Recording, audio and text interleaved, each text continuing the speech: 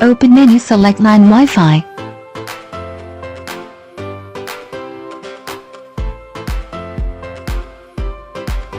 Select LAN Wi-Fi function. Select new connection. Select control with Lumix tether. Select Wi-Fi. Select direct. Select manual connection. Remember SID password.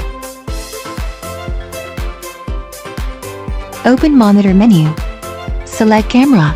Select add new device.